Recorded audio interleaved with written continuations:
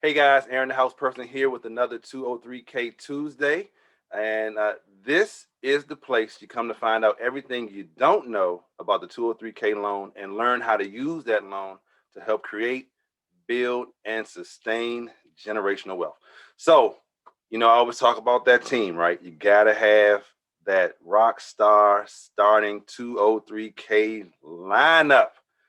Y'all already know the people, right? Y'all know the positions. Y'all should know by now. But if not, I'm gonna ask you to go back a couple of episodes and find out, because you should know by now who your star players are, or maybe not who they are, but at least who should be filling those positions. So today I have one of the star players. He's a little further north in the country than I am, but I want to bring in Mr. Jeffery Carter with Paramount Residential Mortgage Group. Uh, what is that? Well, it's definitely still further north than me. But let me bring Jeff in. It's a little north. He's a little northwest, or maybe southwest. Jeff. Oh, hello, my friend. Hello, my friend. How we doing today? I am peachy. How are you? I'm doing well. I'm doing well. Thanks for asking, and thanks for being here. Greatly appreciate you spending some of your quality time here with us, and talking 203Ks. I'm really grateful that you even asked. So thank you. Not a problem. So what I typically like to do is just like jump right into the questions. It's 10 of them. Run right through those, and then on the back end, we'll talk more about you, your business, and just real estate in general. That's cool? Sounds like a plan. All right, so we'll hop right into question number one, and that is, do you know the 203K process from start to finish, and have you closed this loan before? Absolutely, because I'm an old fart or a dinosaur or a veteran, whatever you want to call me. I've done these since 1996, so that question, the answer to that question, I should say, is absolutely. Okay, resounding yes. All right, since 96. Cool, cool, cool. And remember, people, always have these ready, right? Something to write on, something to write with, because you just never know what gems you may get and what gems you may forget if you don't have this pen. So, all right. So, Jeff, how long have you been in the business and originating 203K loans? So you said 96, but go ahead. I started in the business period in 93. Okay. That's why I'm old. Uh, but I got trained to do 203Ks in 1996 in Southfield, Michigan for Wells Fargo. And then I came to apply those trades in, I said Southfield, Michigan. Yeah. Then I applied those trades in Chicagoland, which was 203K hotbed heaven, and been doing them ever since. Okay, so in the business in '93, and 3 years later, you said, you know what, I'm diving into the 203K pool and start getting my laps in. Yeah, I saw there was a major need in my communities. And when I say my communities, I mean the people of color. Some back then, people couldn't afford some of the higher price houses. So what we thought we could do was help them buy some of the more distressed homes and see if we can put them into a position of where those people felt comfortable and make them to a spot where people thought, oh, if I do this or do that and do that, this would be a great home for me. I'm like, this is a great product to help do that. Let's get it done. Okay, I love it. I love it. All right. So do you have any like additional credentials, certifications, anything like that? So for when I started, you just had to go through training. And so Wells Fargo sent us through a rigorous week of training, like I said, in Southfield, Michigan, which was a suburb of Detroit, because they felt like in order to do those loans, they wanted someone who was specialized to do them. So we went through a week of training to get accredited.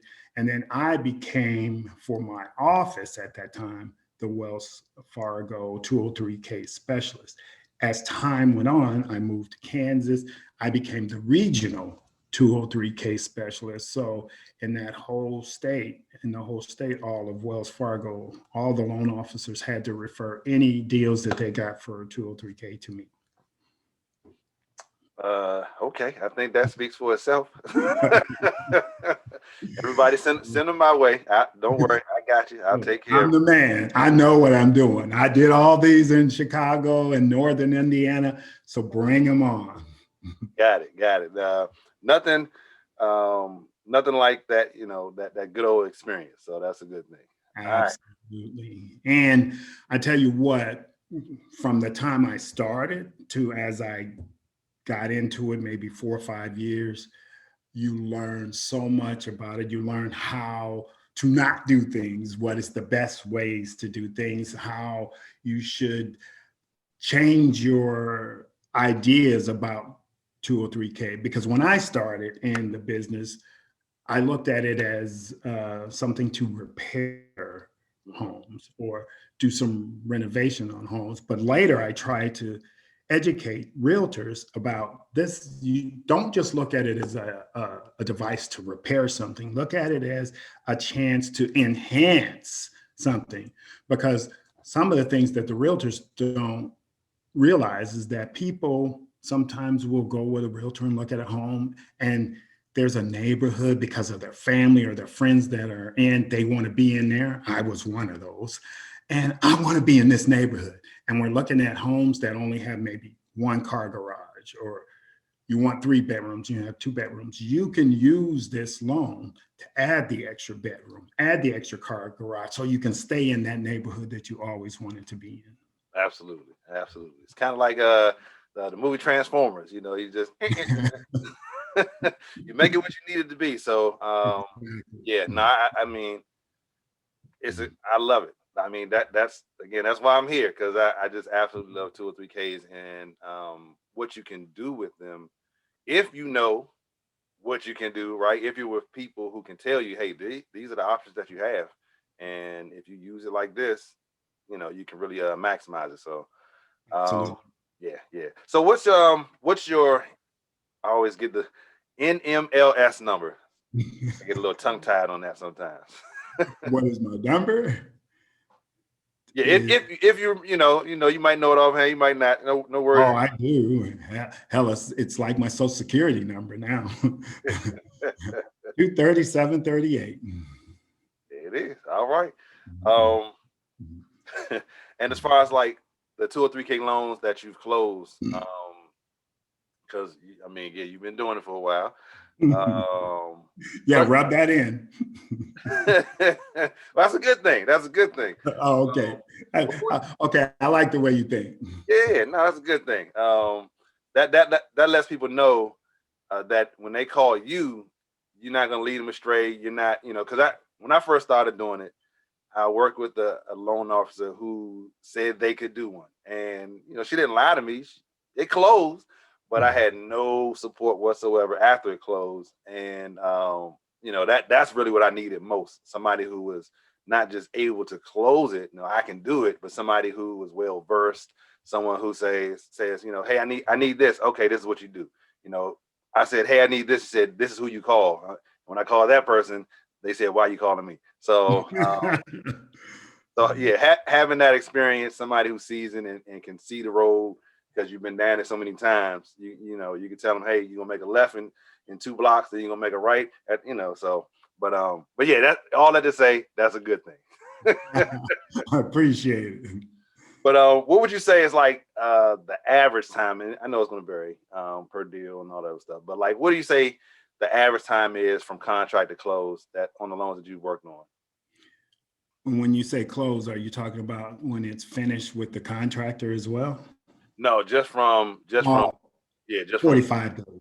45. Okay, cool. Yeah, because I tell people all the time, I don't want you to do these inside the deal, but most people are going to have some kind of change orders.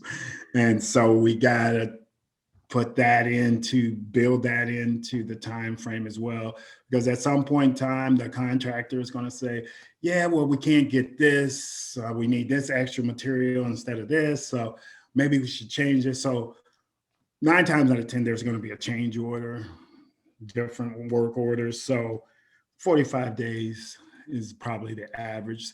When people get a little crazy about changing things around, obviously then we go to 60, but 45 days.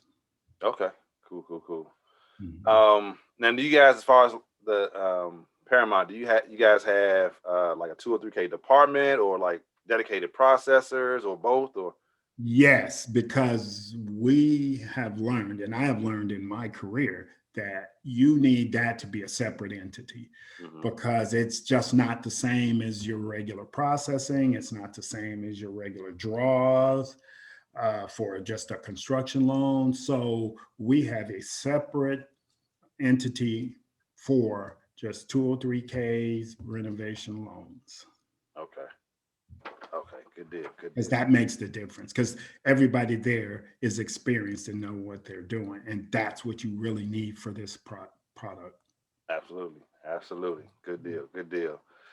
So, what would you say is the most complicated 203K that you've worked on, and why? The most complicated is one that I would say that,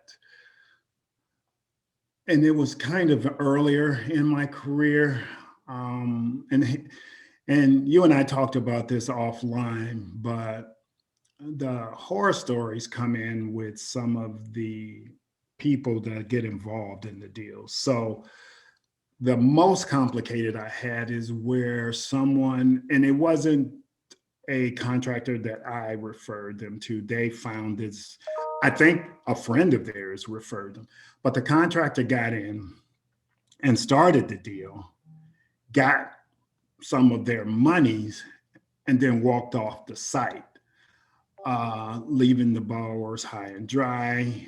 And then when I finally found someone that I referred to them, but I wanted them to thoroughly interview them, sit down, talk to them, let him show some of his work on some of his, because if I referred somebody to a contractor, the first thing I tell them is meet with them, talk to them, then ask to go around and view some of their work and all of this, let them see things so that they can feel comfortable.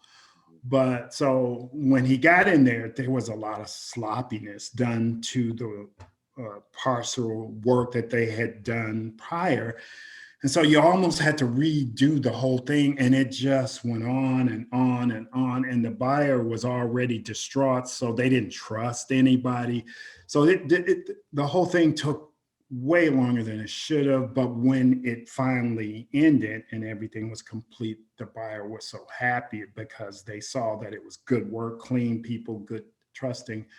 But what they had gone through in the beginning from their contractor just kind of soured them in the whole deal, and it made the whole deal so negative.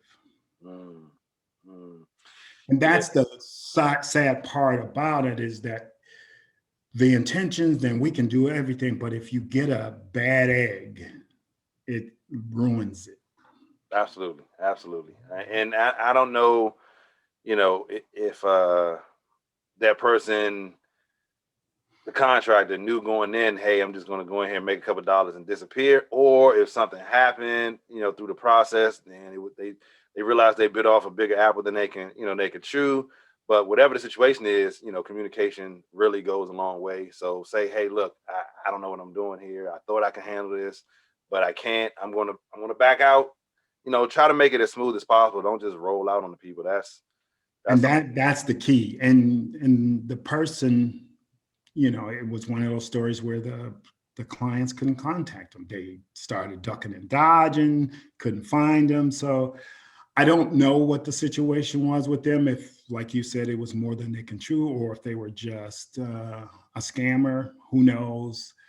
But all I know is that it made it hard on the client. Well, I'm glad you were able to refer somebody who came in and kind of saved the day, and Yeah, he was the hero. right. So ultimately, the owner, they were able to get that finished product that they were looking for. So that's a good deal. And that's the bottom line, is because we hear a lot of horror stories, but if you could, what they say, turn that frown upside down, which that's what it ended up being, it made it worthwhile in the end. There was a lot of struggle and strife as you go through it, but at the end, it ended up great for them, and they got their friends to do a K loan. So that's good. Okay. Now that I really like to hear that. So even though they went through that experience initially, it was so good ultimately that they said, look, y'all want to try this yourself. This is a great thing. So that okay, good cleanup, good deal, good deal. I Yeah, like because it ended up, because what happens, and this is when you're looking at the big picture, you'll see this home online that's all beautiful and everything, and you're like, man, I can't afford that. And then you see this, of course, we as men sometimes, we don't have vision. We can't see things ahead of time. But the female, the wife, she saw this and was like, wow, but if we could do this, this, and this, this could be. And that's what happened to the home. It became like this beautiful spectacle. And so now they're inviting their friends over. Oh, wow, how did you guys afford this? Well, it wasn't as expensive as you would think, because we did a K loan. And so blah, blah, blah. And that one of the couples that they had over there said, we want to do one. Yeah, that finished product becomes the biggest marketing piece. Exactly. Yeah. Exactly. Yep. And they looked at it, and when they started talking about how it worked, they briefly went over the negative part, but they talked, probably 90% of their conversation was about the positive thing that ended up happening with it. So they kind of almost washed their hands with that negative part, because the end result is what made them happy. Good deal. Good deal. All right. I love it. So are you currently working on any case? I had one in the pipeline, and that I was trying to really develop because it was in a good area. But due to COVID situations with the person's family, she had to back out, because it was like perfect, a single mom. She found this property out in the boonies.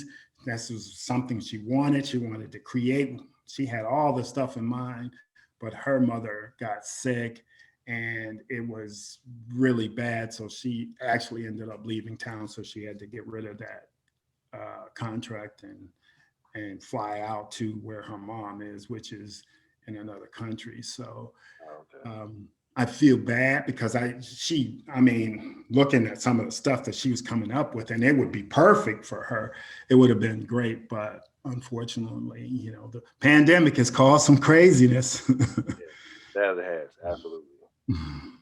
And it still is a little crazy, but yeah.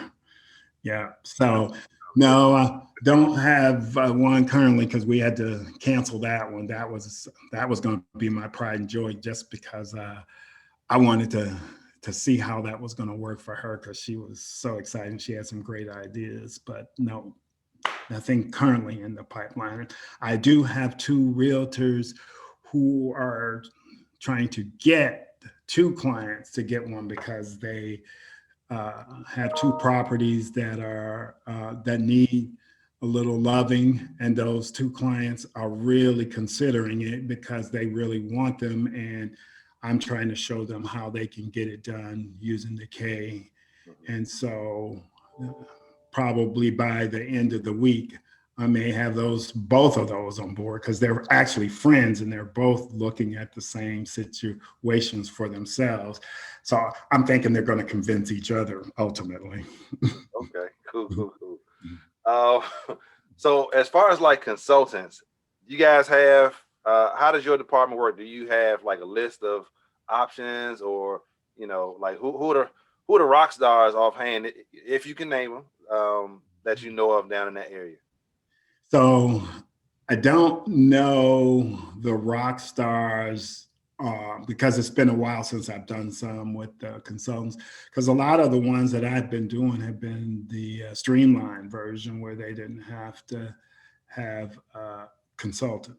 Mhm. So we've been adding this and that and then getting it around 30 grand. And voila, they're like happy, you know, especially in this marketplace where a lot of the clients can't compete with all these multiple deals going through and all these agents convincing them cash and conventional is king. So the FHA and USDA and VA people, they get kicked to the curb, you know. But a couple of things that I've had thought and shared with agents is let's veer people towards either new construction or renovation. That way they can make some bids on homes that are in disrepair and they won't have as many competitive bids with those. And so we've done some where if they do this and that to it, man, it's perfect for them and their little family and they can get in there and it's been great. So we've been doing the streamlined version, which is, you know, 35,000 or less. Mhm, mhm. Yeah, and that again, being able to fish in a different pond where it's less people lined up around you going for that same three three fish in the Right. pond is critical, which is why I also encourage folks to look at that ugly house in the pretty neighborhood that you can make pretty again. Exactly. Look at that ugly 4 unit that you can make pretty again, and hey, have somebody pay your mortgage for you. So or that duplex where somebody can offset if not pay the entire mortgage. So um, yeah, just look at the options. This is definitely an option, and one that's extremely underutilized. And like you said, new construction or renovation, like those are two viable ones. And even with the new construction, those guys have kind of slowed down a lot because of COVID and production and things of that nature. So renovation is a really viable option. Big time, because you know you do have those ugly ducklings sitting out there and everybody just doesn't see the vision, so they walk away from it or they think it's going to be crazy. But if you can help them see that vision, you can show them, hey, you can do this, you can do this, and then here's your cost. Get some quotes from your contractor. Let's go talk, because this is another option and you don't have 20 other bids that you're going against, you know. And that's the key. I mean, especially for clients that I had that were competing and they get turned down for like 4 or 5 times. So they're discouraged. Well, if you show them these, they're like, really? Wow. Okay. And the offer is accepted, you know. And it's like, wow, I got an offer accepted, you know. Now let's get to the construction, you know. So sometimes you also have to sit them down, because some of these HGTV shows, which I love them all, I watch 90% of them, but some of them make it seem so easy. So you got to really talk them through, like, oh yeah, you don't just get this real quick and then in 20 days you're in and everything's good. No, we got to get some realistic points of view here and let you know how it really works. Exactly. Mhm. Okay, so we're at question number 10 here. For someone who says, okay, uh, I like some of the things that I heard. I like all the things that I heard, but wants to speak to some of the clients that you work with. Would you be able to refer them to some past clients just to see how the process was working with you? Yeah, so first I would all have to get the client's permission to have that Absolutely. conversation. So I would do that. And then I would say 90% of them are gung ho to talk about their experience, just because they like to brag about stuff that they did to their property. So, you know, hey, I came up with this. Look at this deck I put in. You know, they're proud of their design. So yeah, I have no problems with that. All right, good deal, good deal. So Jeff, the recently, Fannie Mae has taken the investor option off the table for the home style loan. Although that's not 203K, we're still in the renovation space. Right. What would you speculate? And I know you don't have a crystal ball, so that's why I'm saying speculate. But what would you speculate? Yeah, I'm not Miss Cleo. Right. Say, what would you speculate their reason for taking that off the table for investors? I mean, you still can do owner occupied secondary homes, but investors not so much right now. It's kind of hard to say because I don't know how much fraudulent things go on. Normally, when you see something of this magnitude, there's been some fraudulent things on there, and I don't know if that's coming with, flipping right away or what have you. So it's hard for me to say, but I always in the back of my mind just think that there has been some fraudulent things that have happened with some of the investors trying to cut corners, do this and that.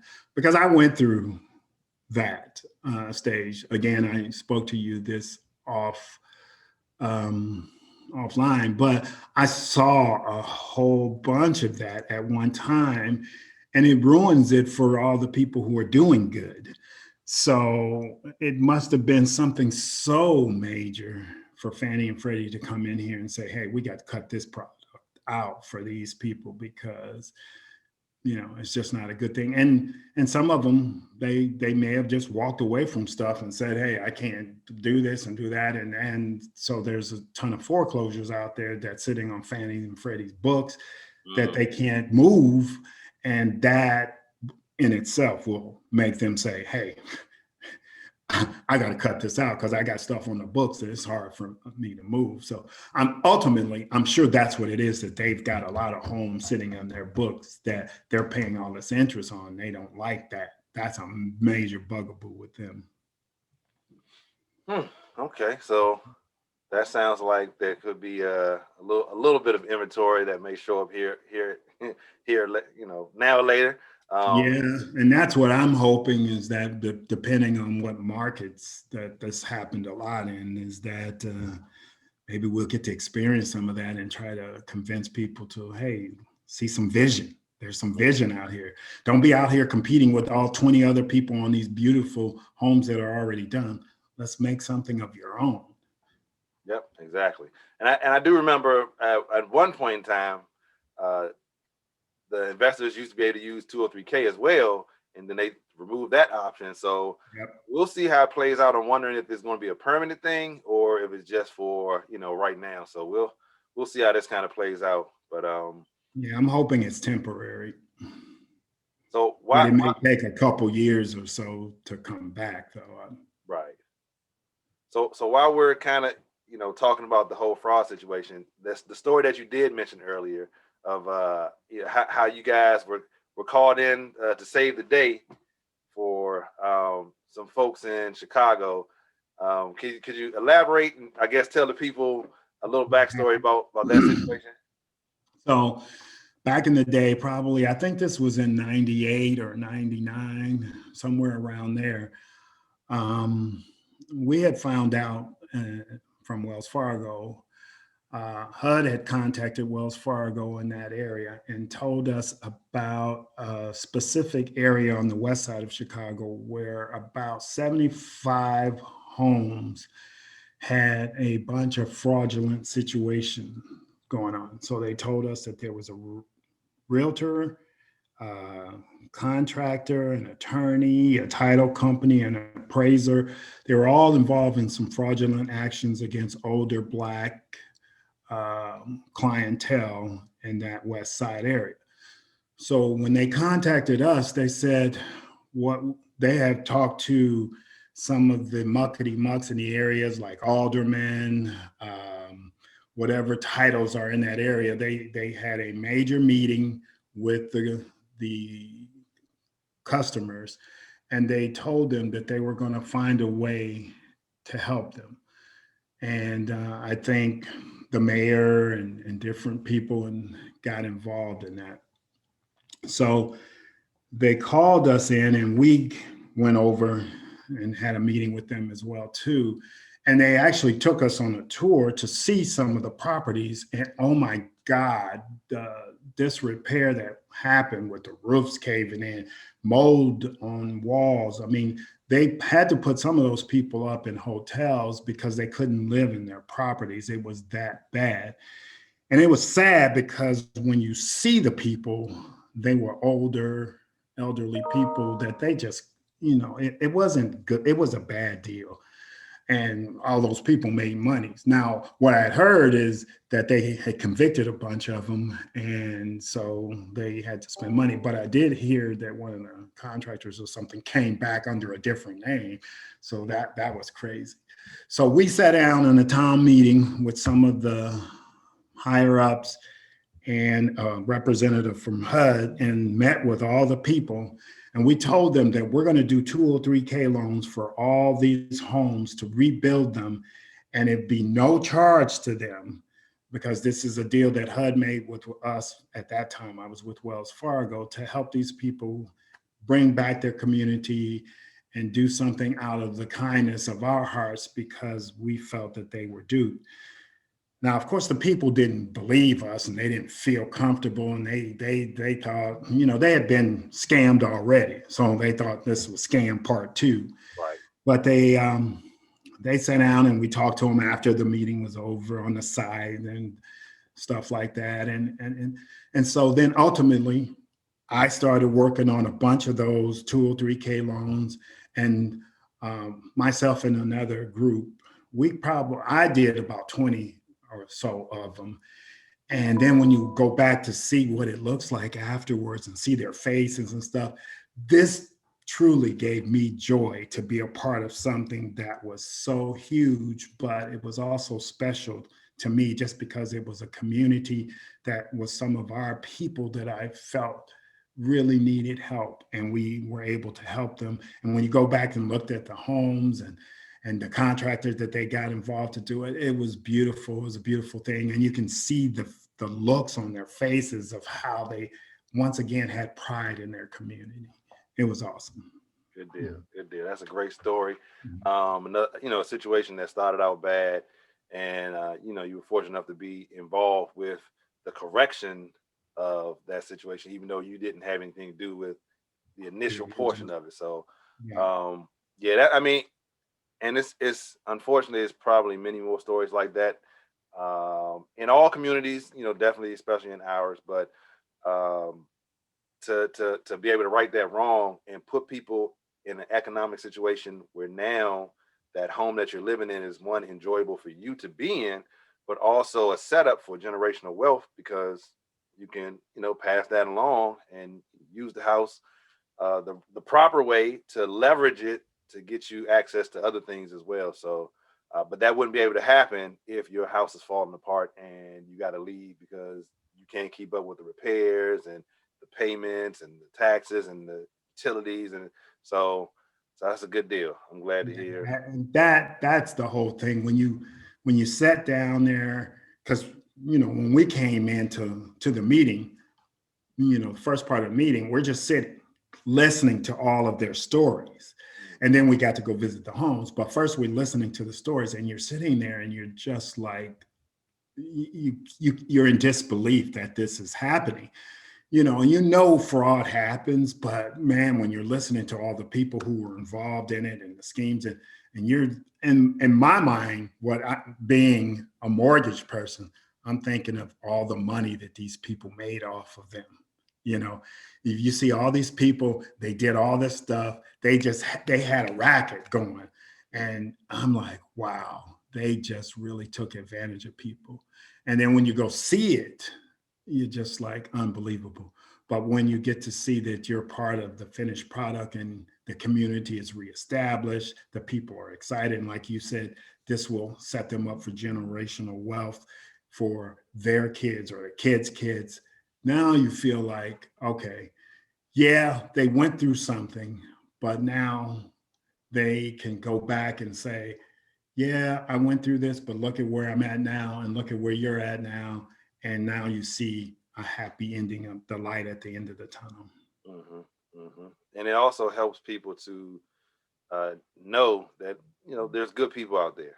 Even though I did get taken advantage of, that's not a representation of all people. That's just those jerks over there who are trying to get a quick dollar off somebody and hurting people in the process. So, Yes. yeah, I'm glad you're on the right side of that coin, sir. Me too. Kudos to you. Never want to be on that other side, man. I don't want to be looking over my shoulder if somebody knocking on my door, Right. Especially in Chicago, that Yeah. old mob town there. But so and Chicago still, like I checked the endorsement summary, it's still a good amount of K's going on up there. Like that. Absolutely. They're rocking with K's up there. Another story I was telling you offline is that I have a client today, and I think she's going to be doing some more. Is that's what she wants to get into? And you mentioned that 2 unit. She found one in a prestigious marketplace that was up and coming. And once upon a time, there was a ghetto area, but now it's like where all the Black people want to be because it's up and coming. And she found a 2 unit that her realtor convinced her to just get in there, get it closed. So that's what we did. But afterwards, she was like, Jeff, why didn't you tell me about the K? I said, we brought it up. Your realtor convinced you to just do this. I get it. She's renovating it now. She loves the idea behind the K. She wants to buy another one in that same area and bring it up because she knows that area is up and coming and it's growing. So it's only going to get better with time and the values are going to go up. So she told me her goal is to get 3 to 4 of them in the next 2 years. So I'm like, right. I'm right here. And it's a young Black girl. So I was so proud of her for seeing that vision. Yep. That's sometimes we got to have vision for others just to kind of help them out until they can see it on their own. So it's always good to hear when those folks they say, hey, this is what I'm going to do because I think this will be it, and then yes. Take the steps to achieve that goal. So that's fantastic. So Chicago to Kansas City. That's some type of move. Well, maybe not that far. I'm East Coast, so everything not East Coast to me is like far away. So it's a move. You're right. But I know Chicago is maybe just a tad bit further north than where you are right now. How did that move come about? So back in the day, in my college days, I played football here in Kansas. Okay. And so I came down here, but when I was in school, I didn't appreciate it as much. You're trying to get the heck out of here once you're done with school. You're thinking you're going pro and all that good stuff till my knee got hurt. And then I met my ex-wife here. So I said, hey, and I took her back to Chicago and everything. And I always told her, hey, I'm going to bring you back in 5 or so years back so you can be close to your family. Well, it was about 12 or so years later. And then I finally just said, let's go back, because we would come back twice a year to visit her family. And when I would come back here, I would be like, man, I didn't appreciate this. The pace is a little bit slower. I don't have to feel all this pressure of everybody wanting the deal done yesterday. And I would go visit real estate offices and talk to them and say, how do you feel if I opened up a branch here? And everybody was all excited. And so I asked Wells Fargo, hey, can I open up a branch in an area in Kansas? And they were like, yeah. And I'm like, whoa, I'm just asking. I'm not ready yet. And so after that initial contact with Wells, about 3 years after that, I decided to do it and came back because I was known in my community in Kansas because I played football there. So that was another thing that I thought, oh, I could take advantage of this real estate community. They know me. I can get my face out here. Wells Fargo, I'm pretty well set there. I know my stuff. So I made the jump. And you said there you were the man for all the Wells Fargo deals. Come on. Well, I opened up an office in a town, and then I went to one of the major cities in Wichita, and everybody, none of the loan officers in Kansas were well aware of the K. They didn't know how to do it, but they knew that there was a need because some of their agents would talk about homes that they had that needed work, and nobody knew anything about it.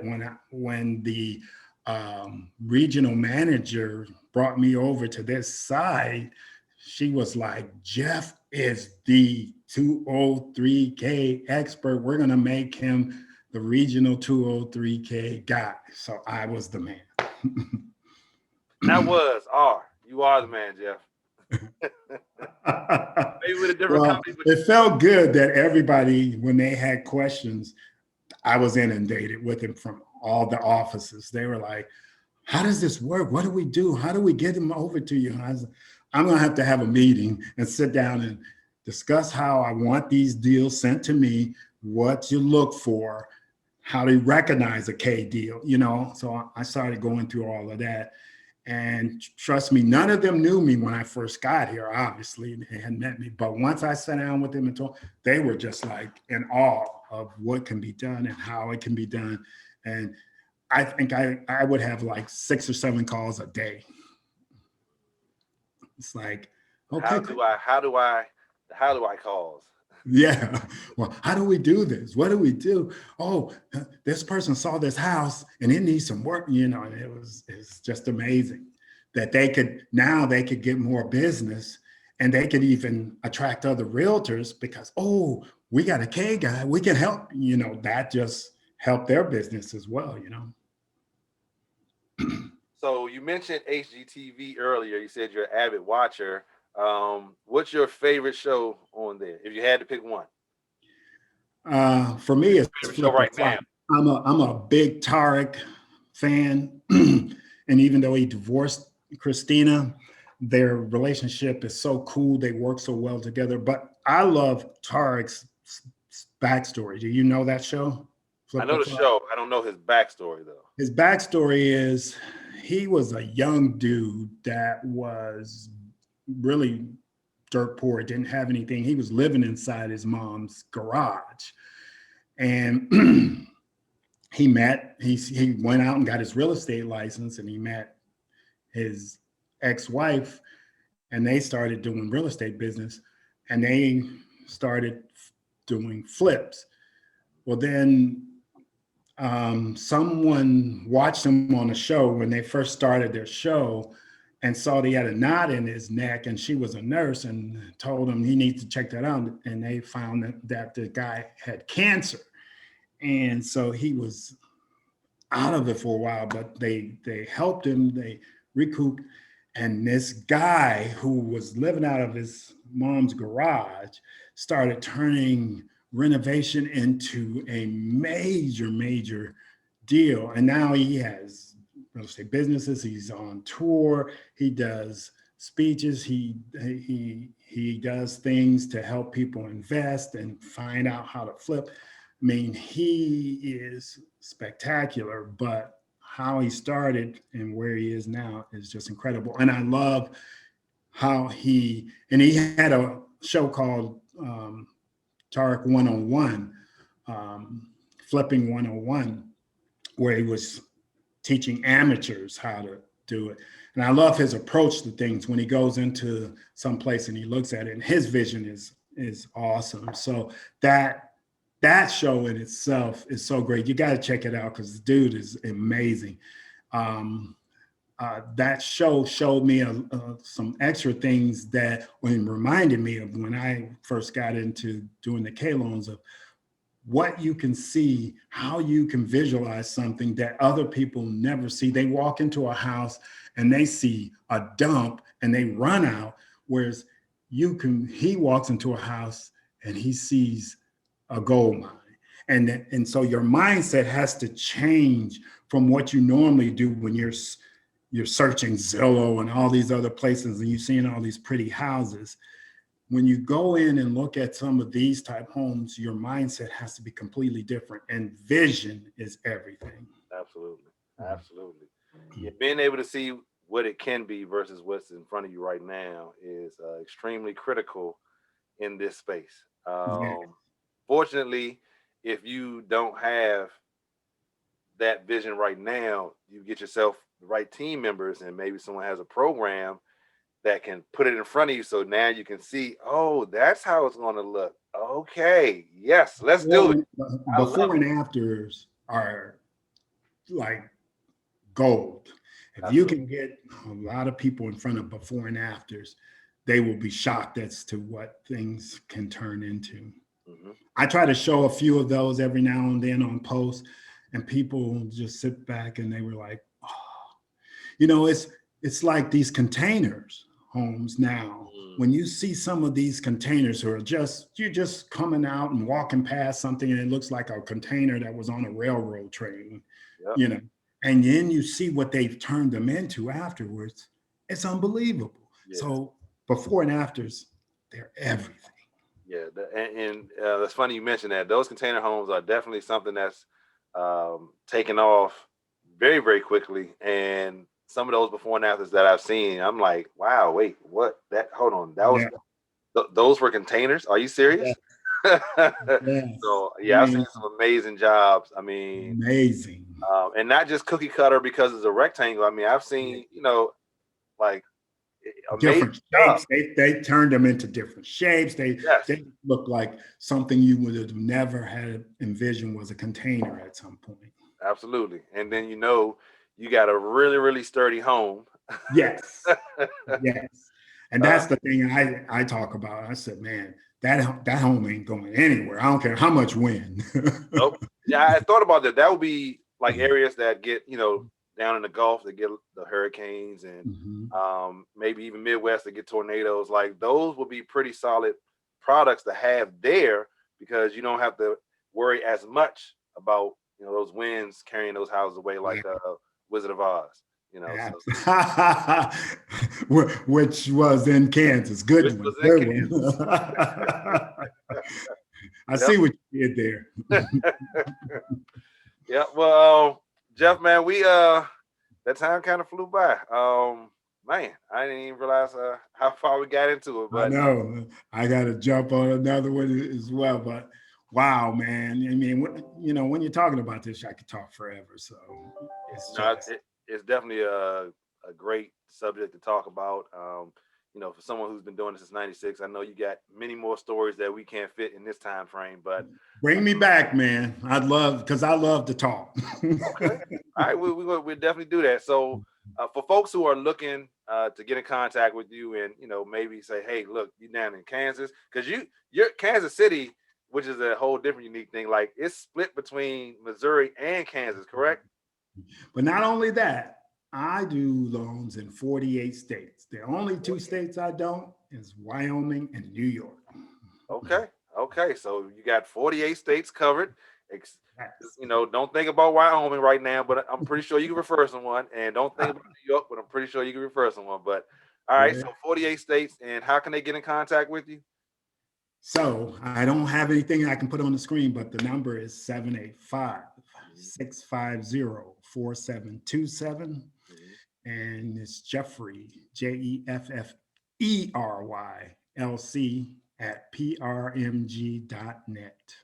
All right. Well, I'll have all the information included as well. But again, Jeff, I appreciate your time. Thanks for coming on. And I look forward to, doing some business with you. Hey, man, I'm so happy and blessed that we met. And I appreciate you having me. And let's do it. All right, good deal. All right, guys. That's all I got for this 203K Tuesday. I will see you guys next week. Signing out.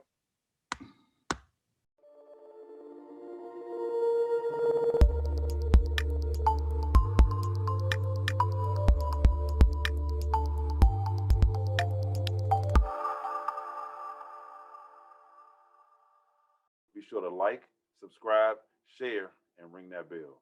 Thanks for watching.